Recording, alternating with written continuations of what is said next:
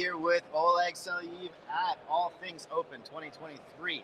And we are talking about test containers today and the work that Atomic Jar has been doing around test containers. So I love this product and have been really drawn to it. I come from a time that many of us might remember where, you know, if we wanted to do something simple like test our application against a MySQL database or a Postgres database or a messaging platform or something like that, we had to do this archaic thing where we would like get the software and stand it up and configure it, and it was probably like broken and it probably didn't match what we had in production anyway. So there was all this work and toil, and along comes test containers, and I'll let you explain it because you do a better job than I do. But along comes test containers with a solution that really helps take away a lot of that friction, making it a lot easier for developers to just think about testing their code and not think as much about the environment that they're testing that code within. So Oleg, make that better what I just said. Right. So the thing is, you want your tests to be like a good indicator of the quality of your software, right? Like if you build. And for that, you need the tests that you can actually trust. And in the modern application specifically, those tend to be the higher level integration tests that run, you ideally want to run them against the actual technologies used in production. And that's where the challenge becomes, because you need to spin up the whole environment. And normally, as you mentioned, in the past, we were doing that statically with the fragile implementations that is not even flexible enough if you have your tests that need to break the environment somehow, right? So test containers are the open source libraries in different languages, and they give you the API to programmatically create, manage, and configure and use services in containers. We target pre-production use cases, so we are concentrating on development and the CI pipelines. And the API there is you can do anything and run anything in Docker containers that you would otherwise, because it's in the code. The most natural place for that is in your application tests or in your application lifecycle. So you can your test can actually define what environment they need to run in, and because it's also because it's code, right? You can very easily build abstractions that is hard to do otherwise. So we have the whole ecosystem of modules that give you, as a developer, they give you the 1-2 line definitions that you can use to spin up particular technologies. You can say, give me a Postgres container, just in like with new Postgres container, and boom, it's there for you. Or you can do message brokers, NoSQL databases. You can do like cloud emulators, like local stack for AWS. You can run anything that runs in a Docker container, including your, I don't know, like Selenium driver if you want to use tests through UI. And it's all programmatic. So you get those self-contained tests that don't depend on anything else, and they run the same way in your development environment, and they run the same way in CI, which gives you great productivity, because when something breaks, well, you very naturally can reproduce that locally and then fix that locally, and then see those fixes actually run the same way in CI. Which takes us, I mean, this is just really, reinforcing our 12 factor, right? Containing the environment within the same area where we're testing our code and keeping things very atomic, right? So to speak. So out of 12 factors, this is where the environment parity comes to play, right? You want to use in TI and in development the same technologies that we use in production, preferably with the same configuration. So like with test containers, you can do this very, very naturally from the code itself, which is great. Tell us about the developer experience a little bit with this. I mean, if somebody wants to start with test containers today, I mean, one of the things that I found that was kind of impressive about the platform was that it was very easy to get started with. I basically could just take a look at the documentation. It wasn't hard to start pulling out some of these environments, and it looked like some of the more advanced functionality that you're talking about, being able to create abstractions and some of these other things are there, but also I would say pretty accessible. What's the developer experience like? If somebody wants to get started in 5 minutes with test containers, what does it look like? Right. So there are open source libraries. My experience comes from Java, so I'm going to use the Java as an example for this. You add the test containers libraries to your project into your Maven or Gradle build files. You get the dependencies, you get the core libraries, and you also, if you are interested in particular technologies that you want to run with test containers, you add those as independent modules. So for example, if I want to run Kafka with test containers, I would add my core test containers library and also the Kafka module implementation that will give me sort of the Kafka container abstraction. And then in my code, I will just say new Kafka container, give it a particular Docker image name that I want to run. And then I get the lifecycle methods like my Kafka container stop, Kafka container dot start and stop, right? And then I also get the convenience API, like getting, for Kafka, for example, getting the Bootstrap servers, because that's the property that I need to configure on my application to connect to that particular Kafka running in the Docker container. It's all in the code. I can just literally sit in my IDE, type dot, and inspect like what I have to do. And it's very, very natural. So 3 things: add a dependency, create the container, call start on it, and get the Bootstrap server URL into your application. Boom, and your application works against Kafka in the Docker container, and you don't even have to clean it up. We're gonna so you want the environment to be very repeatable, right? So at the end of the test run, we're gonna clean up the containers by default. You can override that if you want to debug something or if you need to keep it running. But by default, we're gonna clean up the containers. So next time you run the tests, they're gonna run in a clean, isolated new environment. So your tests are repeatable and they don't get messed up because the Kafka running 2 weeks. Creating separation of concerns and cleaning all this up for you. So you mentioned a couple of things that I think are really, really key in terms of the values of this developer experience. Like, first of all, you said everything's in the code, right? So the developer's not leaving their kind of preferred realm in which they work, right? So they don't have to, everything is happening within the IDE. But then all that configuration is being kept as code, right? So just you mentioned this, but I want to make sure it's super clear for the audience, right? All of this configuration is something that can be kept alongside the code, inside SCM, right? All of those things. And that gives you an incredible experience where once you introduce some configuration or tests in your project, everyone on the team is going to use the same configuration, the same setup. The only thing that you need to do is to have a Docker compatible environment where we can run the containers. But that's could be your local Docker, could be your CI Docker, could be any remote cloud service providing a Docker containers for you, or Atomic Jar offers Test Containers Cloud. If you want to use that, that's probably the simplest.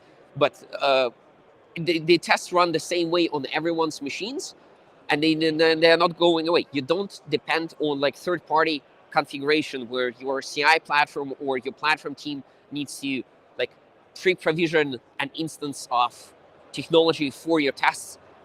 And that gives you great flexibility, because if you need to separate tests and say oh, you need to run in a completely isolated environment, and those tests can share the same database, for example, right? Because they're good tests, right? They don't mess up the database schema. So you can do that in the code very, very naturally. And it's really, really hard to do otherwise. So I have my own theories on this. And I think you look at the entire ecosystem of what we can do with Docker, and you look at what Test Containers is doing in terms of pulling down, other open source components into the environment. But tell me about the parts of Test Containers that are necessarily open source. I kind of love this subject, and I'm always interested in talking to people about this. I feel like there are certain solutions that they just clearly wouldn't work if we were trying to implement them in sort of more closed or proprietary way. And I feel like Test Containers is one of these, but maybe you could dive into that a little for me. I don't think I've thought about this in those terms, but I think it's a massive, massive benefit for the Test Containers libraries to be open source, right? The core libraries need to be there for adoption. They provide you with the wrapper around the technologies, and that enables this ecosystem of modules to be the community effort, right? So it for all the modules that we have, for all the databases and all the other technologies that we can run with Test Containers in just one line of code, those mostly were initially the community contributions. Because, the core Test Containers team is really good at maintaining Test Containers libraries. We know a lot about how you want to run your tests, how you want to create those environments. We know a lot about Docker details in the implementations. But are we necessarily the best people to tell you how to run CockroachDB in a Docker container? No, right? So that's where the community comes in, and that's where the open source mindset of both the ecosystem of modules and the core libraries comes into play. And also Test Containers currently comes with there are implementations in different languages, right? I mostly work in Java, but there is test containers for Golang, test containers for .NET, test containers for Node, Python, C, C++, Ruby, Haskell. I would never expect it, but like those, like Rust and so on, Python, those implementations were spin up by the community. People were experiencing test containers in the past, and then they were migrating to a different language and being like, "Ooh, I would love to test my application within the environment that is similar to production," and they were like having a void, right? Because there was no library to do that, and they were creating those implementations for test containers, which are very much inspired by the blueprint of the existing implementations, right? And then so I think the being open source was the key to growing the ecosystem and the growing adoption. Uh, and I don't think like a closed source solution for this would make like would become as popular or make such an impact. I'm always just interested in that, like where open source actually becomes like a mechanism of the product. You know what I mean? I mean, like things like Linux benefited from that, you know, early on, and obviously created all of these huge, you know, open source libraries that we have now, millions of dependencies. So very interesting. So okay, I've been on the road since the last time we talked. As you know, that's pretty much my life. What's new? I know that we've had a couple of exciting advancements specifically around the way that people can implement test containers and the way that interacts with Docker runtime. But maybe fill me in a little bit on what's changed there. Right. So Atomic Jar, right, the startup I work for, is a company built by the maintainers of test containers libraries. And we are trying to maintain the libraries further, but also take the experience of using test containers to the next level. There are a couple of products that that Atomic Jar offers. There is, as I mentioned, Test Containers Cloud, which is the backend on-demand runtime for running containers during your tests. It's very, very handy, for example, when you're running in CI, because you can lean on the cloud and get those on-demand provisioned, maybe more powerful Docker environments that you don't want to burden with your normal like CI workers. Like when I use Develocity test distribution, every small worker, I want to keep it small and nice, right? So I don't necessarily want to run containers in there, and then the cloud can help there very much by providing this on-demand scalability. So that is one. And then at the end of the summer, we also released Test Containers Desktop. It's a free application. It's not open source, but it's a free application that you can install locally, and then it gives you functionality to work with the test containers-based setups locally better. We pack it with developer-oriented features to work with test containers a little bit easier. We released that at the end of the summer in August, and now it's being it's getting traction. One thing that it offers, for example, is this services abstraction that you specifically want to use locally. So test container setup uses containers as a cattle, right? The containers come and go. You run the test. The containers spin up. Then the containers go down. Then again and again and again. So like in a span of a couple of minutes, you can run like 4 different containers with the database, and there's different containers. Like test containers will spin them up, and to avoid collisions, they will bind it on the random high-level ports because that's good for your integration tests, right? And that's what the libraries did. But what Test Containers Desktop allows you to do is to provide a configuration and say, anything that runs Postgres is my Postgres, and I want to treat it as if it's a local Postgres running on the predefined static URL. So with Test Containers Desktop, I can do that. I can configure my services, my test containers, run containers, be accessible on static URLs, and then I can connect my developer tools to stuff in containers naturally. For example, my database viewer in my IDE, I can say like, oh, this is my Postgres. And whenever there is a container run by test containers, my IDE can connect to that without me having to change configuration. And there are a couple of things like that. For example, avoiding the cleanup easily with freezing containers, so I can debug the state at the end of the test very, very naturally. And then very recently, like literally, I think 2 weeks ago, we added an experimental embedded runtime into Test Containers Desktop. So you can run the containers without depending on anything else like in your environment.